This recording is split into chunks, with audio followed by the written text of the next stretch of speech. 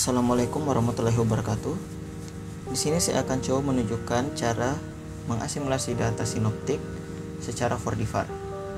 Hal pertama yang perlu dilakukan sebelum mengasimilasikan data secara 4D-var adalah apakah kita akan mengasimilasikannya pada domain pertama, domain kedua, atau domain ketiga. Di sini saya akan coba contohkan jika teman-teman ingin mengasimilasikan data 4D-var pada domain 2, karena asimilasi secara 4D-var tidak mengenal adanya multinesting, sehingga hanya ada satu domain saja yang akan diasimilasikan secara 4D-var. Di sini kita akan coba mengconvert data domain 2 menjadi domain 1. Hal pertama yang perlu disiapkan adalah where fbdy, where input d01, d02, where out d01 dan d02.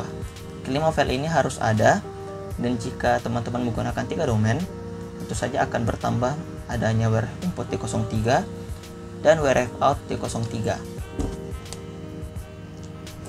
Setelah ini kita rename domain terkecil.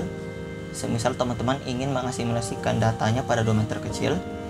Di sini domain terkecilnya adalah domain 2. Kita rename menjadi where ndi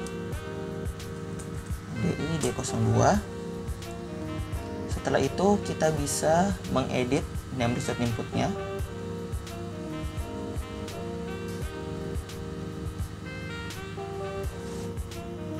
Di dalam name result input yang perlu diperhatikan hanya ada tambahan berupa ioform aux input 2. Di sini kita pilih 2 karena yang akan kita jadikan sebagai target untuk proses konversinya adalah domain kedua. Jika teman-teman ingin mengkonversi data ke domain 3, maka diganti dengan angka 3. Kita save. Selanjutnya kita bisa langsung buka terminal di dalam folder ini dan dilanjutkan dengan proses enddown. Enddown.x.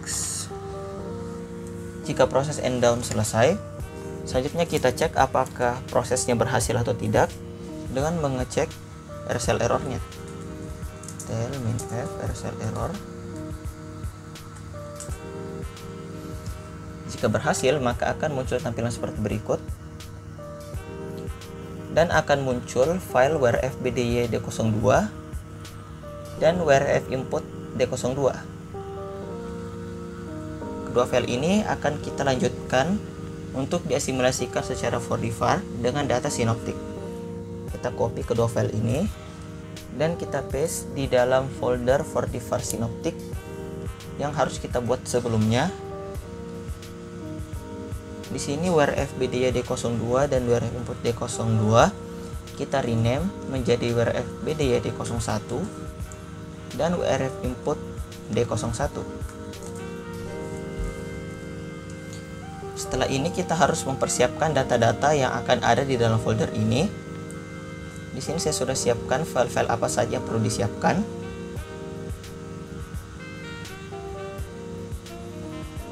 Berikut file-file yang perlu dipersiapkan.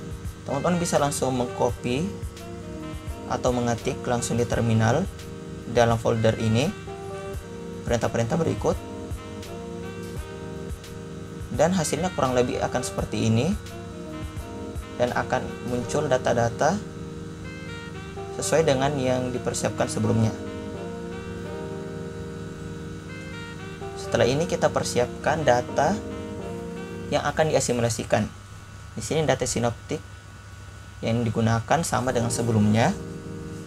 Di sini kita akan gunakan 2 data saja, karena semakin banyak data yang digunakan, maka prosesnya akan semakin berat dan ini akan memakan waktu yang sangat lama dan tentu saja membutuhkan biaya komputasi yang sangat besar.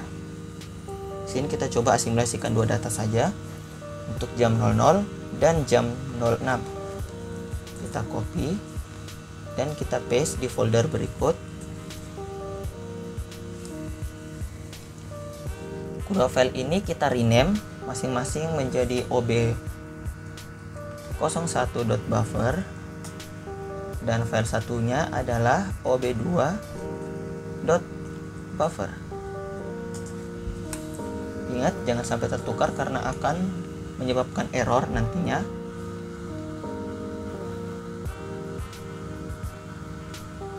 Selanjutnya kita edit namelist.inputnya. Di sini yang perlu diperhatikan adalah wrfr-nya, wrfr1. Harus teman-teman sesuaikan. Dan mungkin teman-teman bisa mengikut saja isi namelist berikut.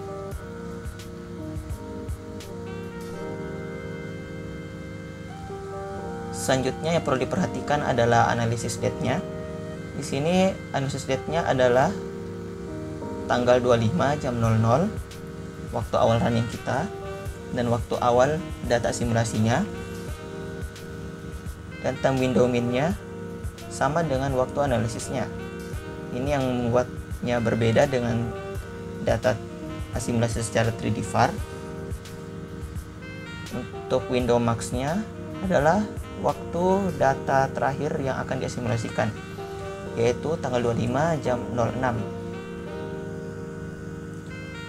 Untuk time controlnya kurang lebih seperti ini. Untuk domain dan lain-lain secara umum sama. Di sini jangan lupa diubah menjadi domain di sini jangan lupa diubah sesuai dengan ukuran domain 2-nya.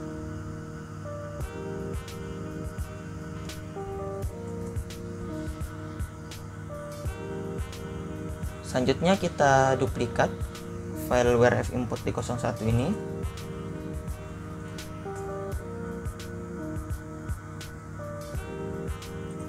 Menjadi file fg.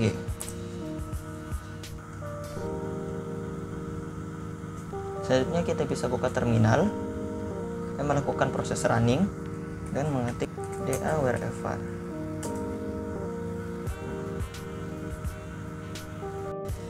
Jika proses asimilasi selesai, maka akan muncul data wrfr.output. Selanjutnya teman-teman bisa merename draft output D01 ini menjadi wrf input D01. Kita rename data wrfr output menjadi wrf input D01. Selanjutnya kita bisa melanjutkan proses running seperti biasa di dalam folder wrfv3.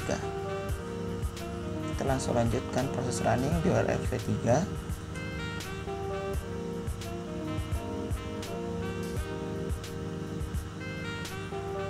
Kita hapus file-file yang tidak diperlukan. Nah, teman-teman bisa melanjutkan proses running seperti biasa. Mungkin sekian saja tutorial yang bisa saya sampaikan. Kurang dan lebihnya mohon maaf. Wabillahi taufiq wal hidayah. Wassalamualaikum warahmatullahi wabarakatuh.